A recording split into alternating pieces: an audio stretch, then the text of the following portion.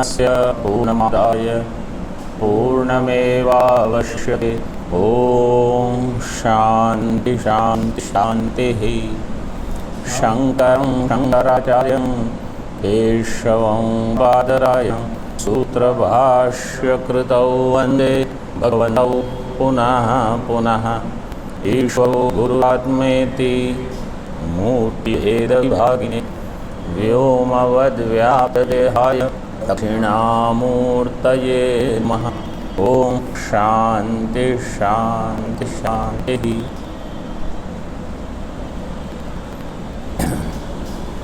छांदोग्य उपनिषद के 7वें अध्याय की व्याख्या अनुभूति प्रकाश हो रही है।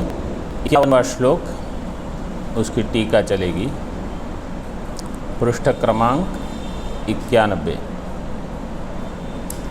यस्माद् उक्तवृत्ति प्रतिबिंबितं चैतन्यम अज्ञानबाधकं तस्मात् भूमानंदम यथाशास्त्रं समाधावनुभूय व्युत्थितः एतावन्तं कालं सुखं समाहितो अभूवम् इति स्मरति। अज्ञान का नाशक है वृत्ति प्रतिबिंबित चैतन्य या वृत्ति उपहित चैतन्य। शुद्ध चैतन्य अज्ञान का नाश नहीं कर सकता, केवल उसका भाषक है, प्रकाशक है। तो वृत्ति प्रतिबिंबितम चैतन्यम अज्ञान बाधकम तस्मात्, चूँकि ऐसा है इसलिए भूमानंदम यथाशास्त्रम समाधावनुभूय, भूमानंद को जिस प्रकार इस शास्त्र में बताया गया है इस प्रकार उसका अनुभव करके व्युत्थितः एतावन्तं कालं सुखं समाहितो अभूवम् इति स्मरति। व्युत्थित का अर्थ है जो समाधि से उठा है, समाधि से जाग गया है।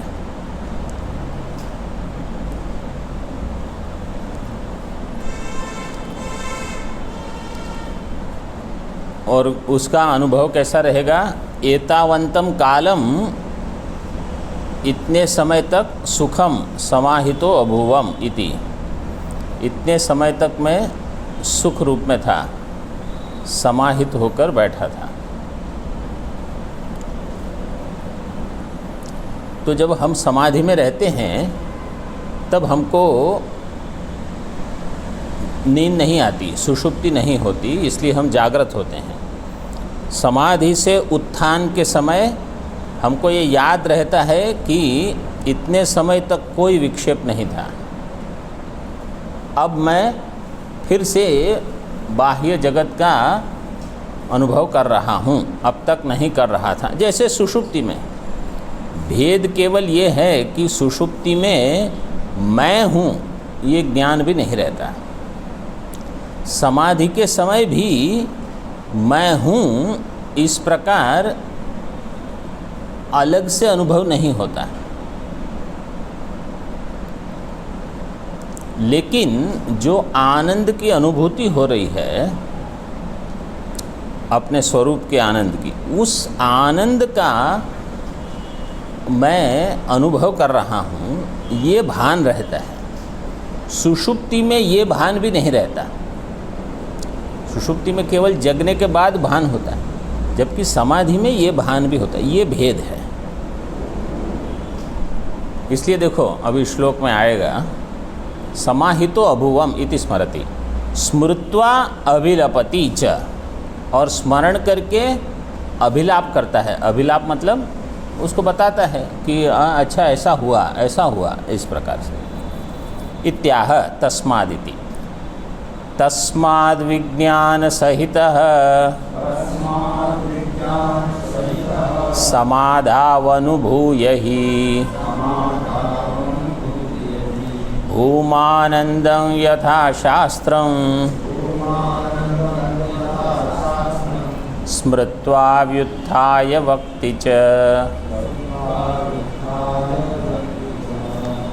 तस्मात्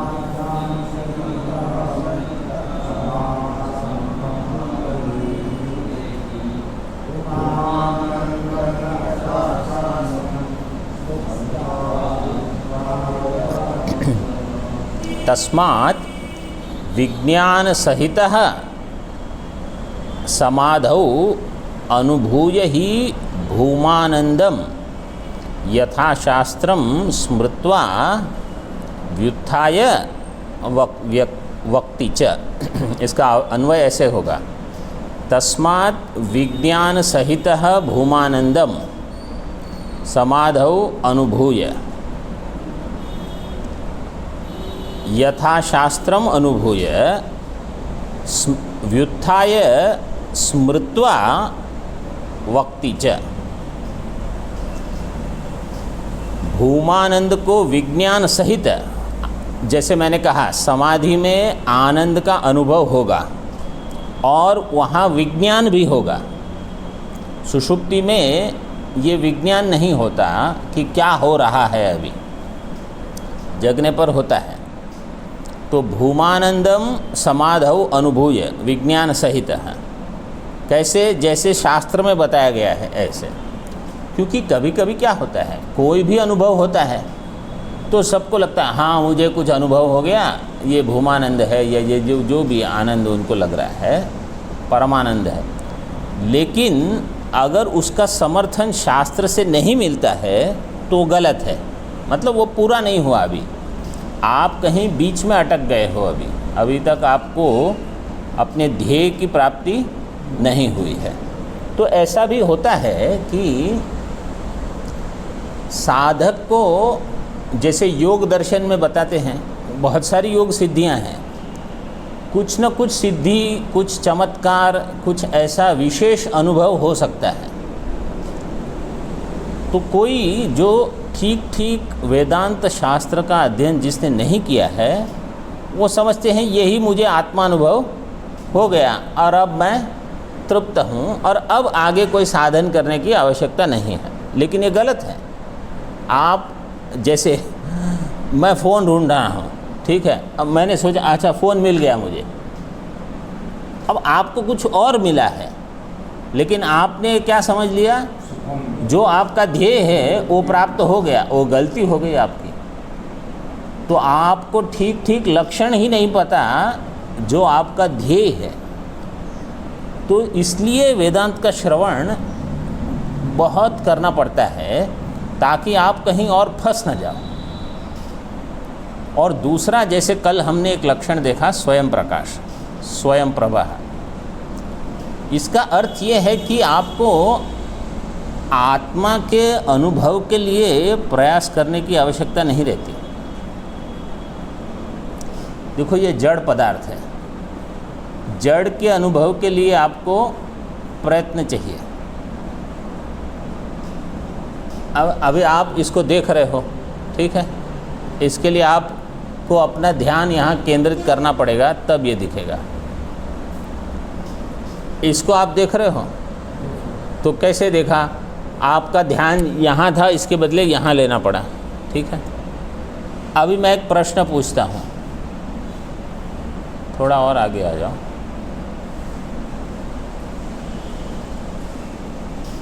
अभी मेरा प्रश्न सुनो, आपको प्रकाश दिख रहा है? प्रकाश देखने के लिए आपने क्या किया? देखो, जब ये पुष्प देखना था तो आपको यहाँ ध्यान लाना पड़ा, जब ये दूसरा पुष्प देखना था तो यहाँ ध्यान केंद्रित करना पड़ा। प्रकाश देखने के लिए आपको क्या करना पड़ा?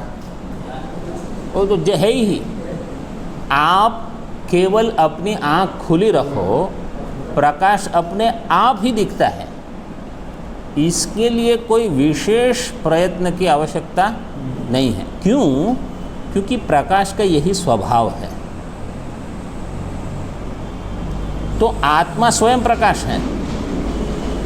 स्वयं प्रकाश का स्वभाव ही ये है कि मन किसी विषय को देखे या न देखे, सबसे पहले उसको आत्मा की ही अनुभूति होगी।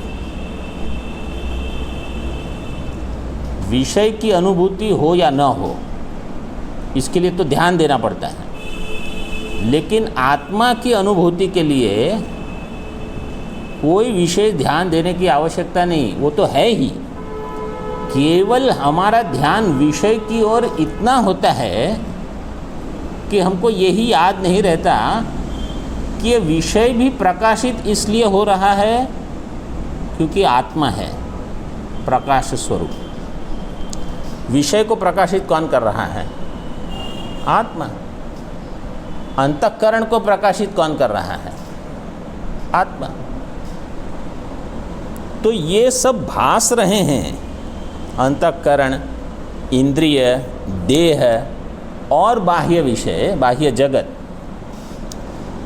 इन सब का प्रकाशक जो है वो तो हमेशा प्रकाश स्वरूप है। तो ये जो अगर ठीक से हमने अध्ययन नहीं किया इसका, तो हम ढूंढते रहेंगे कि आत्मा कहाँ है। और तो मुझे बताओ, आप जब अनात्मा को ढूंढते हो तो किस प्रकाश में ढूंढते हो? आत्मा के ही प्रकाश में आप अनात्मा को ढूंढोगे। तो आत्मा के प्रकाश के लिए आपको केवल ये करना है कि विषय की ओर ध्यान न जाए। समाधि यही है। यहाँ जो समाधि का विषय बताते हैं, इसका अर्थ क्या है कि आप विषय की ओर मत जाओ। किसी शरीर के अंदर, जैसे योग दर्शन में नाभि में ध्यान करते हैं, सूर्यमंडल में ध्यान करते हैं, कोई भी एक पदार्थ लेके वहाँ धारणा ध्यान समाधि लगाते हैं। संयम इसको कहते हैं, एतत्त्रयम् संयमः, धारणा ध्यान समाधि, अष्टांग योग के जो अंतिम 3 है चरण, वो लेके। तो आप कहीं और बाह्य विषय में या किसी और ऐसे या षट चक्र में ध्यान मत लगाओ, इष्ट देवता में ध्यान मत लगाओ। सबसे ध्यान को खींच लो और मन को समाहित रखो, और फिर देखो कि मन अगर मुझे भास रहा है, मन की वृत्तियाँ मुझे ज्ञात हो रही है, इसका अर्थ क्या है? आत्मा ही उसका प्रकाशक है। जैसे पुष्प दिख रहा है, क्यों? क्योंकि प्रकाश है। कोई भी चीज़ इस कमरे में दिख रही है क्योंकि प्रकाश है। तो अगर मुझे मेरी इंद्रियां का भान हो रहा है, शरीर का भान हो रहा है, अपनी अंतःकरण की वृत्तियों का भान हो रहा है, इसका अर्थ है मैं ही आत्मा हूँ, स्वयं प्रकाश रूप। अब जिसने ये अध्ययन नहीं किया है, वो घंटों समाधि लगाए, उनको समझ में ही नहीं आएगा कि क्या ढूंढ रहे हैं वो। ये ऐसी विटंबना। इसलिए श्रवण करना, और ठीक ठीक श्रवण करना चाहिए। मतलब कहीं कुछ छूट गया, कुछ गलत समझ लिया, तो आप गलत चीज़ ढूंढते रहोगे और फिर गलत अनुभव को कहोगे, अब मुझे आत्मा का अनुभव हो गया, अब मैं ब्रह्मनिष्ठ हो गया। अब कहाँ ब्रह्मनिष्ठ हुए आप? तो यहाँ ठीक अनुभव हुआ क्योंकि उन्होंने श्रवण किया था। फिर स्मृत्वा, फिर स्मरण करके, व्युत्थान के बाद स्मरण करके वक्ति च। अभी टीका में देखो, विज्ञान सहित इति भूमानंदात्मैकाकार सूक्ष्म वृत्ति सहित इत्यर्थः। भूमानंद आत्मा जो है, भूमानंद एवं आत्मा, भूमानंदात्मा, तद एकाकार सूक्ष्म वृत्ति सहित। तो तदाकार जो वृत्ति बनेगी, तस्य आकार तदाकार, ऐसी वृत्ति के सहित जो समाधि में रहता है। जैसे मैंने कल कहा, प्राणायाम से भी समाधि लग सकती है, इष्ट देवता ध्यान या जप करने से भी समाधि लग जाएगी, लेकिन उस समाधि में ब्रह्माकार वृत्ति नहीं रहती। तो यहाँ विशेष दे दिया, ब्रह्माकार वृत्ति सहित समाधि। तो विज्ञान का अर्थ ये है, अखंडाकार वृत्ति भी हो और आनंदमयी वृत्ति हो। मतलब उसमें ये चिंता न हो कि अरे वृत्ति आ रही है, ब्रह्म नहीं आ रहा, कहाँ, आपको कुछ समझ में ही नहीं आया। मतलब तो इसलिए कहते हैं कि आपको ठीक ठीक शास्त्र का अध्ययन करना पड़ता है। अनेन तादृश वृत्त्युपारूढ़ चैतन्यस्य अज्ञान बाधकत्वम सूचितम। इससे क्या होता है, क्या बताया गया? तादृश वृत्ति उपारूढ़ चैतन्यस्य अज्ञान बाधकत्वम। अज्ञान का बाधक होगा वृत्ति उपारूढ़ चैतन्य। अज्ञान का नाश हमेशा ज्ञान से होगा। जब हम कहते हैं तो वृत्ति से नहीं होता। वृत्ति में जो चैतन्य है वो अज्ञान का नाश करेगा। वृत्ति अपने आप में तो जड़ है, उसमें जो चेतन है वो अज्ञान का नाश करेगा।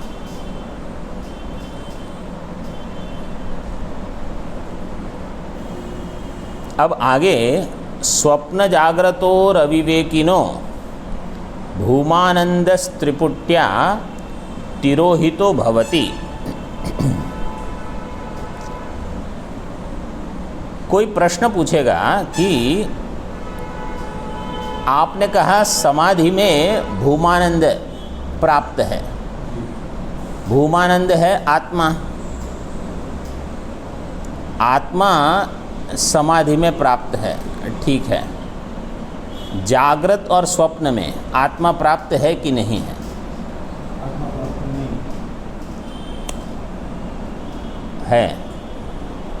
है कि नहीं है? है, प्राप्त है। आत्मा तो ऐसा हो ही नहीं सकता कि प्राप्त न हो। मतलब विषय प्राप्त हो न हो तो हो सकता है, देह प्राप्त हो न हो ये भी हो सकता है, लेकिन आत्मा प्राप्त हो न हो ये संभव ही नहीं है। वो तो नित्य उपलब्धि स्वरूप है, सत स्वरूप है। आत्मा तो सतत प्राप्त है। आत्मबोध में एक श्लोक है, आत्मा तो सततम प्राप्तोपि अप्राप्तवद विद्यया तन्नाशे प्राप्तवद भाति स्वकंठाभरणम यथा। जैसे कंठ में आभरण है तो पहना हुआ है, लेकिन आप ढूंढ रहे हो कहाँ है कहाँ है, तो बोले यहीं तो है। तो आत्मा स्वतत प्राप्त है, सतत प्राप्त है, लेकिन अविद्या से अप्राप्त इव, अविद्या के कारण अप्राप्त जैसा लगता है।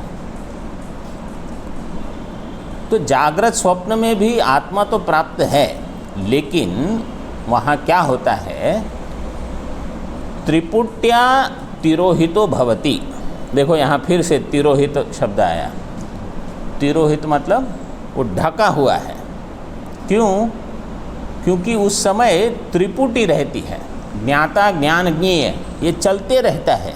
इतना व्यवहार चलता है कि आत्मा होने पर भी नहीं दिखता। इसका एक बढ़िया दृष्टांत देते हैं। जैसे समझो एक, जब हम चलते हैं ना यहाँ रास्ते पर वगैरह, तो कोई चित्र रहता है और बड़ा समझो भरा हुआ है, पूरा सफ़ेद कड़ा कपड़ा है, उसके ऊपर बड़ा रंगीन चित्र है, सुंदर। जब हम जाते हैं तो हम क्या देखते हैं?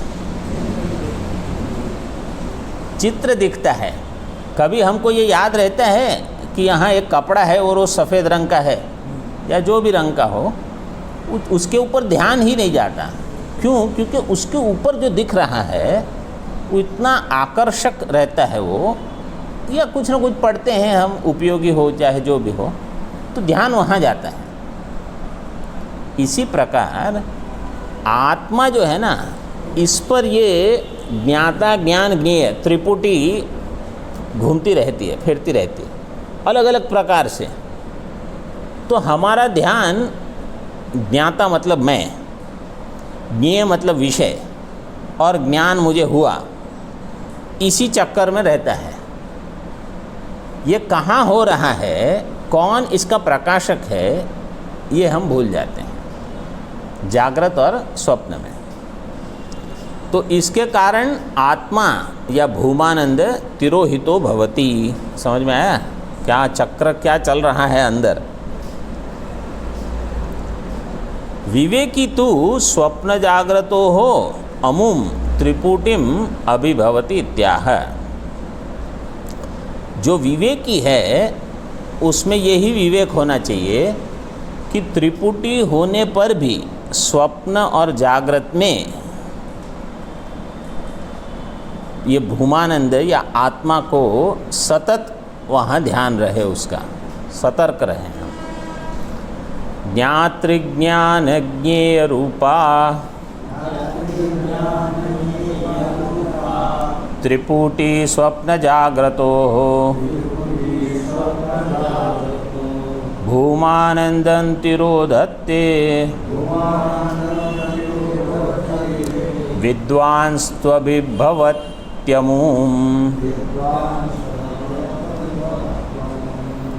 ज्ञातृ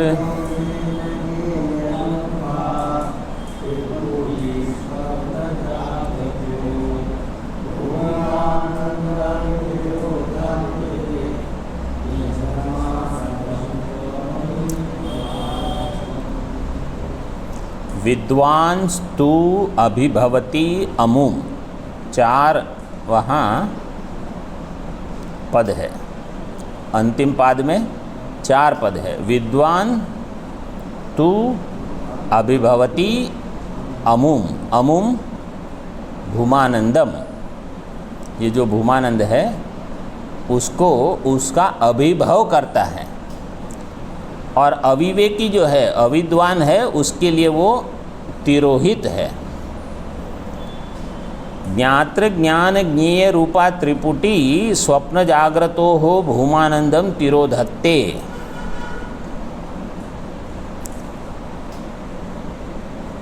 इस वाक्य का कर्ता कौन है?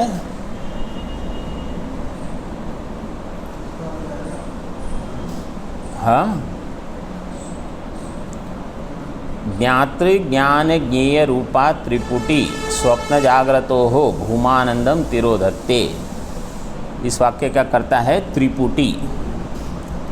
त्रिपुटी आनंदम तिरोधत्ते। सूक्ष्म अगर वाक्य करना है तो इतना है, त्रिपुटी आनंदम तिरोधत्ते। त्रिपुटी आनंद को ढक देती है। कौन सी त्रिपुटी? तो कहा ज्ञातृ ज्ञान ज्ञेय रूपा। अब वेदांत परिभाषा तो किसी की नहीं हुई, वेदांत परिभाषा नहीं हुई। ज्ञाता, इसको कहते हैं आकांक्षा। पहले वाक्य आपने देखा, शब्द से जब ज्ञान होता है ना तो आकांक्षा होती है। तिरोधत्ते, तिरोधत्ते का अर्थ है ढक देता है। कौन? त्रिपुटी। किसको? आनंद को। आनंद को ढक देता है। कौन से आनंद को? भूमानंद को। कहाँ उपलब्ध है? स्वप्न जागृत में। स्वप्न का और जागृत का आनंद, इसलिए षष्ठी द्विवचन। किस प्रकार की त्रिपुटी? ज्ञातृ ज्ञान ज्ञेय रूपा। इस प्रकार ये श्लोक खुलते हैं। तो यहाँ तक एक वाक्य है। ज्ञाता ज्ञान ज्ञेय, इन तीनों को मिलाकर जो त्रिपुटी होती है वो त्रिपुटी स्वप्न और जागृत का जो भूमानंद है उसको ढक देती है। मतलब इसका काम ही ये है। हम कहते हैं इसका काम है विषय का ज्ञान देना, विषय के ज्ञान से हम ये प्राप्त करते हैं, वो प्राप्त कर, बोले ये सब गौण है। मुख्य इनका काम क्या है? आपको आत्मा के बारे में जानकारी नहीं हो, आप भूल जाओ कि आप आनंद स्वरूप हो, बस। तो बाकी आप कुछ भी करो, आप दुखी रहोगे। मैं कहूँ कि मैंने बहुत ज्ञान प्राप्त कर लिया, बहुत पैसा इकट्ठा किया, बहुत देशों में गया, बहुत अच्छा है, आपको आत्मा के बारे में भान नहीं हुआ। विद्वांस्तु अमुम अभिभवति। अमुम भूमानंदम, अरे अमुम त्रिपुटीम। त्रिपुटी को टीका में दिया है, विवेकी तो स्वप्न जागृतो हो अमुम त्रिपुटीम अभिभवति। इस त्रिपुटी का अभिभव कर लेता है, मतलब आत्मा का जो आवरण है उसको हटा देता है।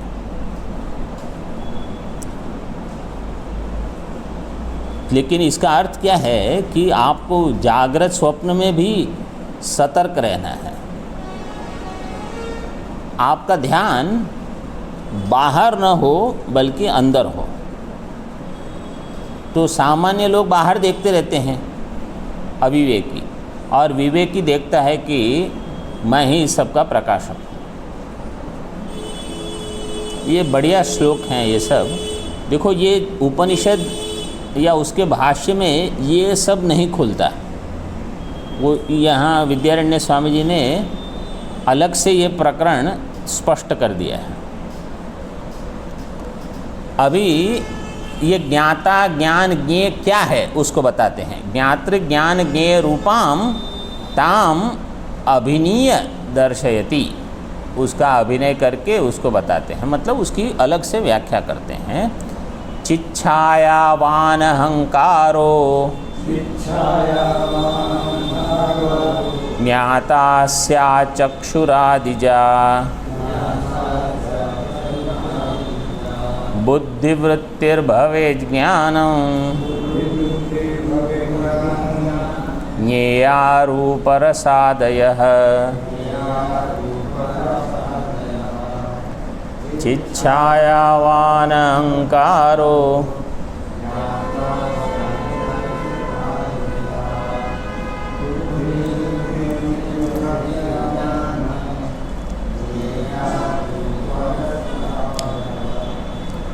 चिच्छायावान अहंकारो ज्ञाता स्यात्। चिच्छाया वाला, चिच्छाया का अर्थ है चित्त प्रतिबिंब। चैतन्य के प्रतिबिंब वाला जो अहंकार है उस अहंकार का नाम है ज्ञाता, मतलब साभास अहंकार, उसका नाम है ज्ञाता।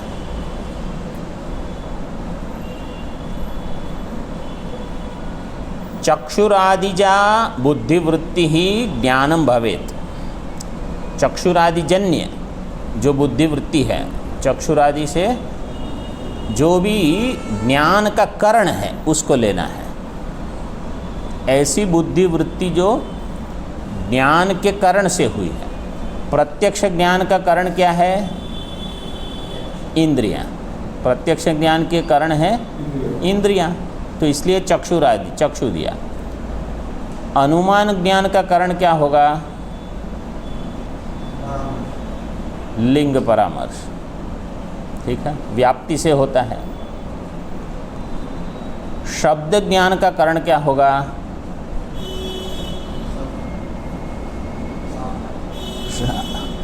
तो कहते हैं पद ज्ञानम। पद ज्ञान से शब्द, मतलब शब्द बोध होता है, वाक्य का ज्ञान होगा वो पद ज्ञान से होगा। गाम आनय, तो गौ शब्द का अर्थ पता होना चाहिए, आनय शब्द का अर्थ पता, तब वाक्य का अर्थ होगा। तो पद ज्ञान जन्य होगा वाक्य ज्ञान। लिंग ज्ञान से होगी अनुमिति। इंद्रिय से होगी प्रत्यक्ष प्रमाण। इंद्रिय हो जाएगा करण प्रत्यक्ष प्रमाण के लिए। उपमिति के लिए सादृश्य ज्ञान, तर्क संग्रह में आया सादृश्य ज्ञान। सादृश्य ज्ञान से उपमान होता है। तो आदि पद से बाकी सब ले लेना। चक्षुरादिजा बुद्धिवृत्तिर ज्ञानम भवेत, ये हो गया ज्ञानम। ज्ञाता ज्ञानम, और ज्ञेय क्या है? रूप रसादय है।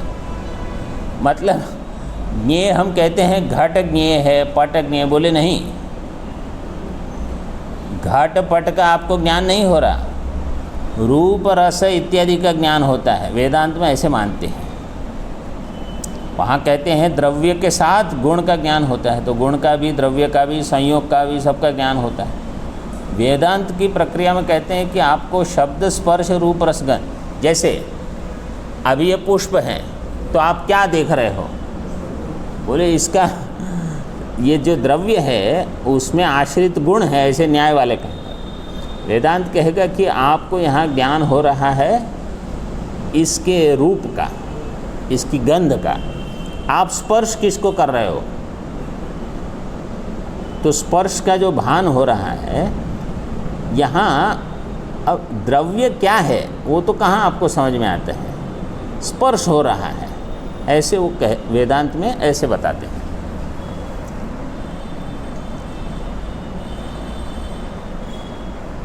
तो ये ज्ञाता ज्ञान ज्ञेय बता दिए। अब कहते हैं कि ये त्रिपुटी जो है वो मिथ्या है, ये वेदांत का मुख्य विषय है। अब तक जो विवेक की प्रक्रिया है कि आत्मा अलग है, त्रिपुटी अलग है, ये तो एक विवेक हो गया, लेकिन आत्मा सत्य है और त्रिपुटी मिथ्या है, ये वेदांत का मुख्य विषय है। इसमें दूसरे दर्शनों का प्रवेश ही नहीं है, क्योंकि उन्होंने तो दोनों को सत्य माना है, आत्मा भी सत्य, अनात्मा भी सत्य। इसमें एक शुद्धि है। प्रथम पंक्ति में देखो, त्रिपुटी माई के लिखा होगा, माई की कर दो, दीर्घ, माई की।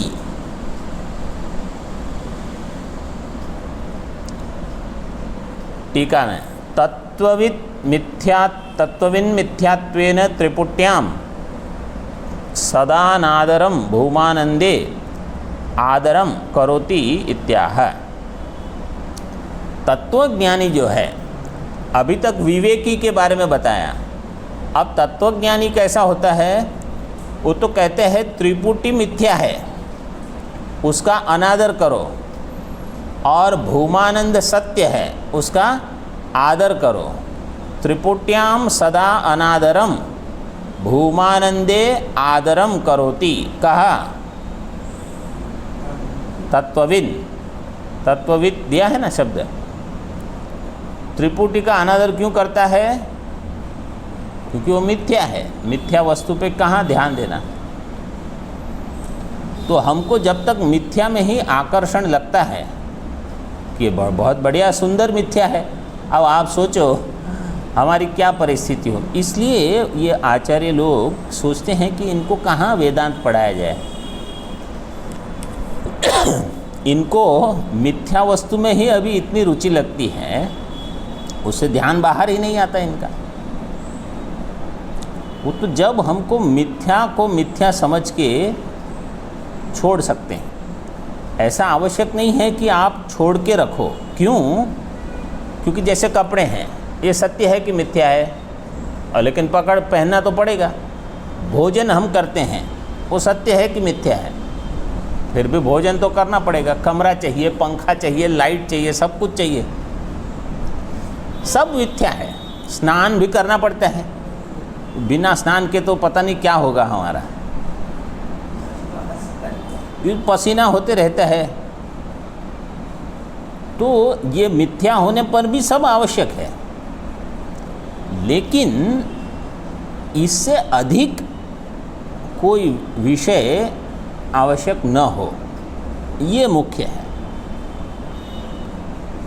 जैसे ज्ञानी लोग भी जो बीमार होते हैं तो दवाई सब खाते हैं, तो वो वही मिथ्या है। रोग भी मिथ्या है, औषधि भी मिथ्या है, और मिथ्या रोग के लिए मिथ्या औषधि खानी पड़ेगी शरीर चलाने के लिए। कौन सा शरीर? मिथ्या शरीर। और क्या करोगे? लेकिन मैं हमेशा ये सोचता हूँ कि हमारे सबके जीवन में एक समय ऐसा आना चाहिए, अब वो चाहे ईश्वर की कृपा से ये होता है, वो जब हमको लगे कि अब इस शरीर को बचाने की कोई आवश्यकता नहीं रही, अब काम हो गया है, अब इसको कब तक चलाते रहोगे? ये लेकिन छूटता नहीं है। आप 80 साल वालों को किसको पूछोगे, आपको क्या लगता है? बोले अभी तो समय है, अभी जाने की ज़रूरत नहीं है। और 90 को पूछोगे तो उनको भी यही लगा कि अभी तो 100 में थोड़े बाकी हैं। तो कभी हमको ये लगता ही नहीं कि अब बहुत हो गया है, अब कब तक। लेकिन ये वृत्ति बनी रहती है। जैसे ही कुछ शरीर के प्रति असुविधा हुई, तुरंत हम शरीर बचाने के लिए प्रयास करते हैं, जबकि इतना श्रवण हो चुका है और पता है कि मैं शरीर नहीं हूँ और सबका शरीर जाता है, इसमें कब तक इसको बचाए रखोगे? लेकिन ये वृत्ति छूटती नहीं। ये एक विटंबना है। तो जैसे ही आपको बहुत ठंड लगी तो कुछ पहन लो, गर्मी लगी तो कुछ, बोले जैसे है वैसे रहने दो, क्या फ़र्क पड़ता है। अब ये शरीर अनात्मा है, मिथ्या है, इतना सुन चुके हो, सुना चुके हो, अब क्या है। नहीं नहीं बोले अभी थोड़ा और रुको। मुझे लगता है ये प्रारब्ध के कारण भी वो बहुत आकर्षण रहता है। तो ज्ञानी में और सामान्य व्यक्ति में यही भेद होना चाहिए कि उनका इस शरीर के प्रति इतना आकर्षण न हो। बाह्य विषय को तो समझो छोड़ दिए, लेकिन ये जो शरीर है ये मैं हूँ और ये बना रहे, और थोड़े दिन और थोड़े महीने ये गाड़ी चलती रहे, ये वृत्ति कटती नहीं। यही है देहात्म भाव।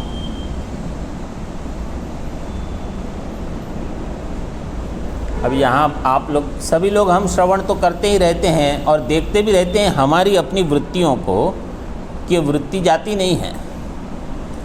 सही है कि नहीं? तो तत्वविद यही है कि त्रिपुटी का आदर नहीं करता। अब देखो ये ज्ञेय है, ये तो समझ में आ गया। ये क्या है? ये भी ज्ञेय है। अब इसका आदर ऐसे ही न हो जैसे इसका नहीं होता। इस शरीर को मैं ऐसे ही मिथ्या समझूं जैसे इसको मैं समझ सकता हूँ। अब ये बुद्धि बने तब तो कुछ काम हुआ ना। इसको मिथ्या जान के आपने कहाँ बड़ा कोई पहाड़ थोड़ी सर कर लिया। आप इसको मिथ्या जान लो। ये जो मैं है ज्ञाता, ये भी तो मिथ्या है ना। ज्ञाता भी मिथ्या है, ज्ञेय भी मिथ्या है। तो ज्ञाता को मिथ्या जानना कि ये जो अहंकार है सारे अनुभव को करने वाला, अनुभव वाला, ये भी तो मिथ्या है। तो मिथ्या का अनादर करना है। अब पंक्ति तो लिख ली है, सदा अनादरम करोति।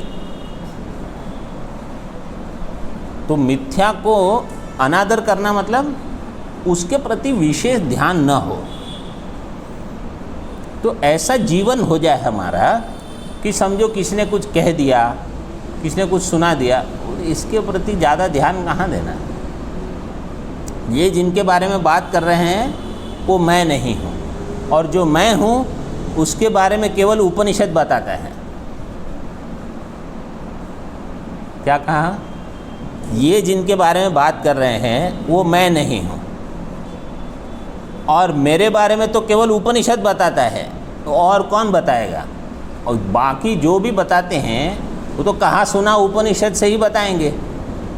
तो मेरा वर्णन जानना है तो उपनिषद में ही है, यही मैं हूँ। और ये बाकी सब तो इस त्रिपुटी के बारे में कुछ कहेंगे, ये ऐसे हैं वैसे हैं, अच्छे हैं बुरे हैं, जो भी हो, बूढ़े हैं युवा हैं, सब ये अनात्मा के बारे में है।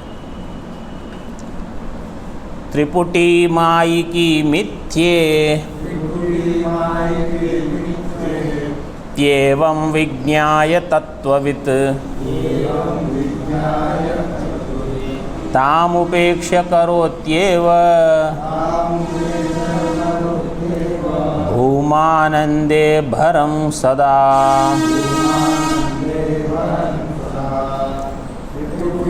माई की मिथ्ये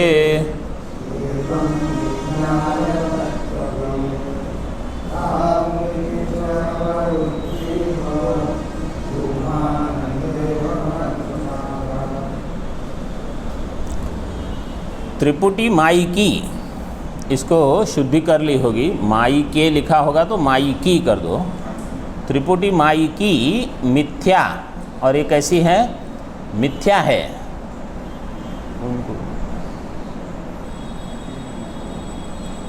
इति एवं विज्ञाय तत्वविद, तत्वविद इस प्रकार से जान करके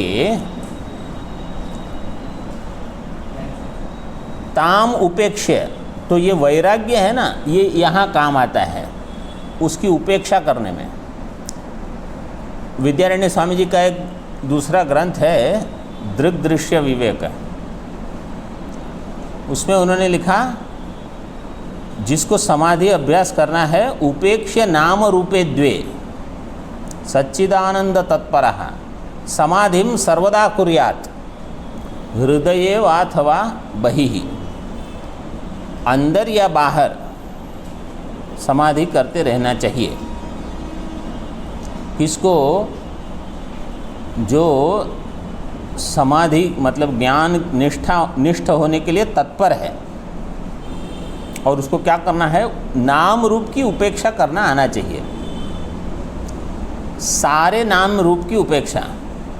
बोले मैं दूसरों के नाम रूप की तो उपेक्षा कर ही देता हूँ, लेकिन मेरा नाम और मेरा रूप, ये दोनों बहुत महत्वपूर्ण है। तो बोले आपको दुख कौन सा नाम और रूप देता है? मेरा ही नाम रूप दुख देता है। बोले जहाँ से दुख आता है उसी के प्रति वैराग्य हो। जहाँ से दुख सुख नहीं आते वहाँ वैराग्य हो न हो उसका कोई अर्थ नहीं। हम रास्ते पर चल रहे हैं, कोई कहेगा अरे उनकी गाड़ी ने इनको ठोक दिया, हमको आपको क्या लेना देना, आप चलते रहो। अगर आपकी गाड़ी तब तो आप वहीं रुक जाओगे। ये फर्क है। तो हमको सुख दुख इस ज्ञाता से होता है, इस देह से होता है। इसी के प्रति उपेक्षा हो, इसी के प्रति वैराग्य हो कि भाई ये ऐसा ही है, इसका कोई विशेष नहीं है। ये तत्वज्ञानी का ये उसकी ये समझ है। त्रिपुटी माई की मिथ्या इत्येवं विज्ञाय ताम उपेक्ष्य भूमानंदे सदा भरम करोति। भरम का अर्थ है निष्ठा, हमेशा वो निष्ठा करके रखता है।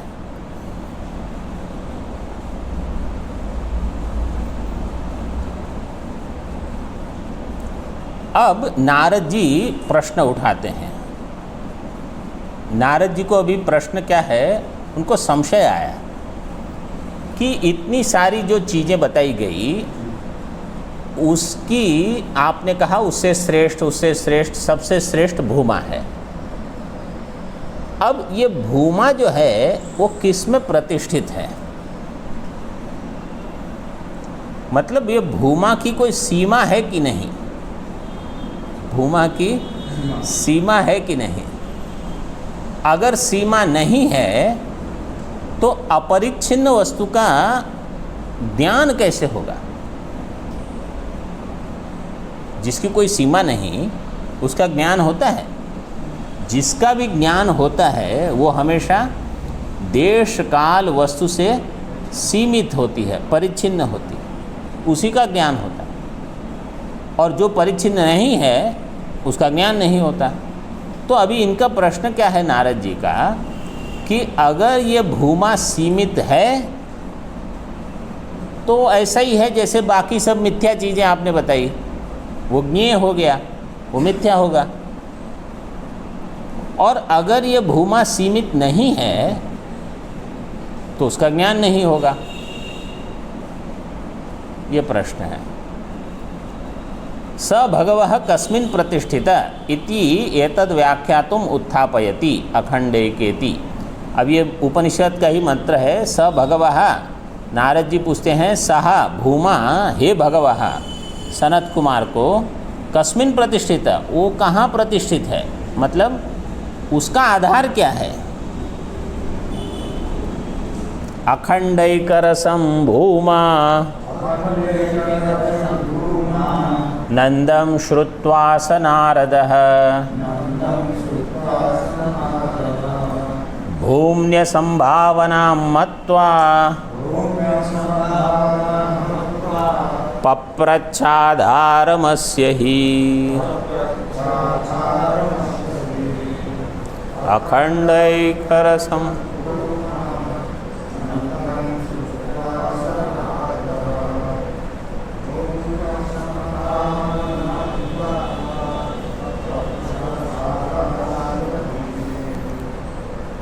सह नारदः अखंडैकरसं भूमानंदम श्रुत्वा। वो नारद जी ने अखंड एक रस भूमानंद ये वर्णन तो सब सुन लिया सनत कुमार से। अब क्या है? भूमनि असंभावना मत्वा, ये भूम में असंभावना, भूमनि असंभावना मत्वा, उन्होंने कहा है ऐसा कोई संभव नहीं है। अस्य आधारम ही पप्रच्छ, इसके आधार के बारे में प्रश्न किया। अस्य आधारम पप्रच्छ, अस्य कस्य भूम्नः, हाँ भूम्नः, भूम्नः आधार। जिस, ये हमेशा देख आप महाराज जी पाठ में पूछते हैं, जिस विभक्ति में प्रश्न होता है, जिस वचन में प्रश्न होता है, उसी विभक्ति उसी वचन में आपको उत्तर देना होगा। जैसे प्रश्न पूछा केशाम, तो अन्येषाम, तेषाम, ऐसे उत्तर आएगा। अगर क्योंकि वो षष्ठी बहुवचन में प्रश्न है तो उत्तर भी षष्ठी बहुवचन में आपको देना पड़ेगा। अब कहीं भी और प्रश्न का उत्तर दोगे तो महाराज जी, तो ये सतर्कता होनी चाहिए विद्यार्थी में कि भाई प्रश्न क्या पूछा जा रहा है, और जिस विषय का ही प्रश्न उसको छोड़ के कुछ और ही उत्तर दिया तो भी ठीक नहीं, और प्रश्न दोहराने की भी आवश्यकता नहीं। इस पुष्प का रूप क्या है, तो जो भी रूप है आप केवल कह दो ये रूप है, नील रूप, जो भी रूप है। फिर आपको ये कहने के पुष्प का रूप नीला है, केवल जो है उसका उत्तर दो बस।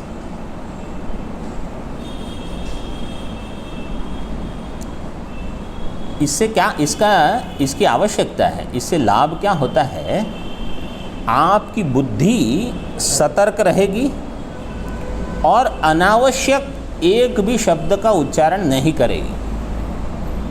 ये इसका लाभ है। तो जब कोई अनावश्यक शब्द बोलता है तो श्रोता का ध्यान नहीं जाता। फिर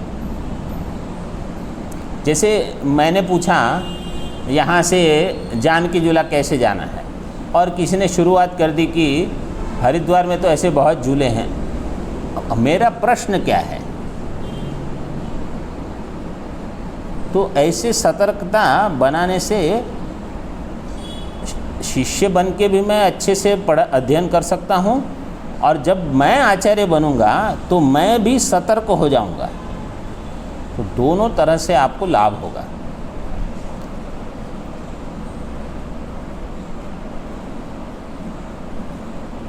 भूमनि असंभावना मत्वा, उन्होंने क्या कहा कि अब ऐसी भूम वस्तु हो ही नहीं सकती, इसलिए उसके आधार के बारे में प्रश्न किया। आधारम अस्य पप्रच्छ।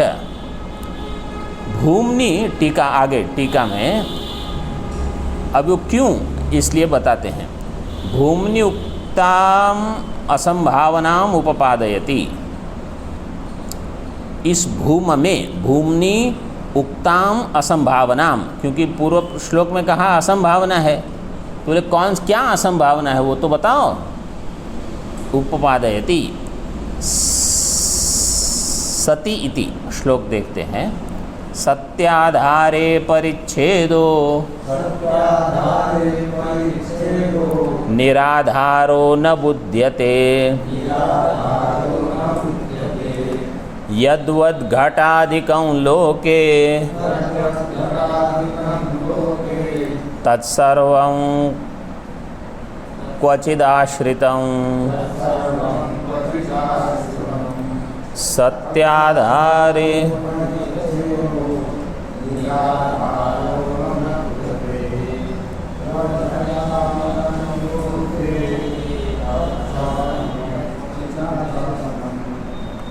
सति आधारे परिच्छेदः, अगर वो उसका कोई आधार है तो ये भूमा भी परिच्छिन्न होगा, सीमित होगा। सीमित जो है वो अन्य ज्ञेय वस्तु की तरह मिथ्या हो जाएगा। और अगर वो निराधार है, मतलब उसका कोई आधार नहीं है, न बुध्यते, उसका ज्ञान ही नहीं होगा, असीमित वस्तु का ज्ञान नहीं होता। कैसे पता चला यद्यद घटादिकम लोके तत्सर्वम क्वचिद आश्रितम। जो जो इस लोक में घटादि इत्यादि है वो सब कहीं न कहीं आश्रित होकर रहता है। जैसे ये पुष्प कहाँ है, बोले इस टेबल के ऊपर है, या ये जो पुष्प है ये पंच महाभूत में स्थित है। इसमें से पंच महाभूत हटा दो तो कहाँ पुष्प रहेगा, तो इसका आधार है पंच महाभूत। इसी प्रकार पूरा ब्रह्मांड पंच महाभूत में दिख रहा है। पंच महाभूत का आधार है अपंचीकृत पंच महाभूत, उसका आधार है ब्रह्म, ऐसे हम कह सकते हैं। यद्यद घटादिकम लोके तत्सर्वम क्वचिद आश्रितम, क्वचिद कस्मिन यस्मिन कस्मिन च आश्रितम, कहीं न कहीं उसका आश्रय है। टीका में आधारे सति परिच्छेदः, अगर उसका आधार है तो परिच्छिन्न होगा। तथा च भूमत्व हानि, अगर वो परिच्छिन्न है तो भूमा कहाँ रहा, वो तो सीमित हो गया। आधारे सति परिच्छेदः, परिच्छेदे सति भूमत्व हानि इत्यर्थ। ननु अस्तु भूमा निराधार इत्याशंक्य। अच्छा ठीक है, भूमा निराधार हो, आपको कहाँ उसमें आपत्ति है। इति आशंक्य निषेधति निराधार इति, निराधार होगा तो उसका ज्ञान ही नहीं होगा, इसलिए वो निराधार नहीं हो सकता। तदेव उपपादयति यद्यदिति। ये पंचदशी में भी एक ऐसा ही विद्यारण्य स्वामी जी ने प्रथम अध्याय में श्लोक दिया है। वो पूछते हैं आपका ये आत्मा जो है ब्रह्म, ये सविकल्प है कि निर्विकल्प है?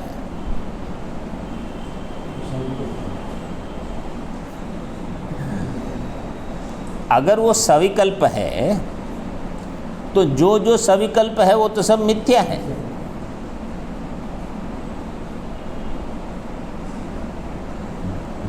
जैसे पुष्प आदि, जैसे घट पट, ये सब सविकल्प है। जहाँ जहाँ विकल्प मतलब त्रिपुटी, जो जो त्रिपुटी वाला है वो सब मिथ्या है। और अगर निर्विकल्प है तो मुझे बताओ आज के पहले किसी को किसी निर्विकल्प वस्तु का ज्ञान हुआ है? क्योंकि निर्विकल्प वस्तु का ज्ञान होने के लिए आपको ज्ञाता बनना पड़ेगा। वो ज्ञाता हो गए, वो ज्ञेय हो गया तो सविकल्प हो गया। निर्विकल्पस्य वस्तुत्वे वस्तु स्याद अविकल्प, ऐसे कुछ श्लोक है पंचदशी में पहले अध्याय में आता है ना। निर्विकल्पस्य लक्ष्यत्वे लक्ष्यस्य स्याद अवस्तुता, हाँ, सविकल्पस्य लक्ष्यत्वे लक्ष्यस्य स्याद अवस्तुता, निर्विकल्पस्य लक्ष्यत्वम न दृष्टम न च संभवी। निर्विकल्प जो है वो न देखा गया है न संभव है, ऐसा प्रश्न है। वो उत्तर देते हैं कि नहीं नहीं, तो सीधे उत्तर नहीं देते, वहाँ पहले तर्क से बताते हैं कि आप जिसके बारे में विकल्प कर रहे हो वो विकल्प सविकल्प है कि निर्विकल्प है। क्योंकि विकल्प में अगर विकल्प आश्रित है तो आत्माश्रय दोष होगा, और अगर दूसरा विकल्प है वो इस विकल्प में आश्रित है तो अन्योन्य आश्रय, चक्रिकापत्ति, अनवस्था, ये सारे दोष होंगे। और अगर निर्विकल्प जो है, सविकल्प वस्तु निर्विकल्प में आश्रित हो या निर्विकल्प वस्तु सविकल्प में आश्रित हो तो वदतो व्याघात दोष होगा। इस प्रकार सब वहाँ दोष बताते हैं। यहाँ तक। अब उत्तर जो है वो हम अगले पाठ में देखेंगे। ओम पूर्णमदः पूर्णमिदं पूर्णात् पूर्णमुदच्यते पूर्णस्य पूर्णमादाय पूर्णमेवावशिष्यते। ओम शांति शांति शांतिः। शंकरं शंकराचार्यं केशवं बादरायणं सूत्रभाष्यकृतौ वन्दे भगवन्तौ पुनः पुनः। ईश्वरो गुरुरात्मेति मूर्तिभेदविभागिने व्योमवद्व्याप्तदेहाय दक्षिणामूर्तये नमः। ओम शांति शांति शांति।